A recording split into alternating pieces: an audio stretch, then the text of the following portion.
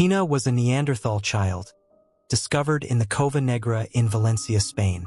Only a small fragment of her skull survived the passage of time, yet that fragile piece was enough to reveal her story. Unearthed in 1989, Tina was little more than a footnote in archaeology until 2023, when paleobiologist Mercedes Conde Valverde revisited her remains.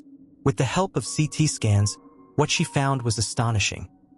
Tina had been born with severe malformations in her inner ear. Her cochlea was abnormally small, leaving her with profound, perhaps total, hearing loss.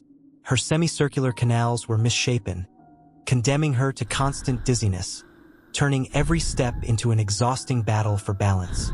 The origin of these conditions links to trisomy 21, the genetic alteration behind Down syndrome in modern humans. That connection makes Tina's short life all the more extraordinary. Against the unforgiving backdrop of the Paleolithic, she survived for 6 years, a span of time only made possible through the care and devotion of her group. Her life stands as silent proof that Neanderthals were not cold survivors, but compassionate beings who carried their weakest through the harshest of worlds. But Tina's story is not the only one whispering through the bones of our extinct cousins. In 1957, deep in the Shanidar Cave of Kurdistan, Iraq, archaeologists uncovered the skeleton of an elderly man now known as Shanidar I, nicknamed Nandy. He had lived between 45,000 and 35,000 years ago and reached an age close to 40, a remarkable longevity for his era. His body bore the scars of a brutal existence. A powerful blow had left him blind in one eye.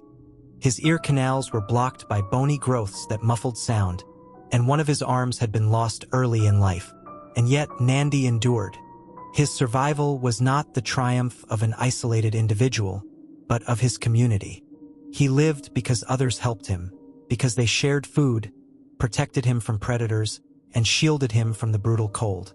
That same cave would reveal even more. In 1960, Shanidar IV emerged from the earth. A Neanderthal adult, also about 40 years old, found curled in a semi-fetal position, buried some 75,000 years ago. But what made this discovery unique was what surrounded him. Traces of fossilized pollen were found around his bones, remnants of 8 different flower species. Many of these plants carried medicinal properties or were used for weaving.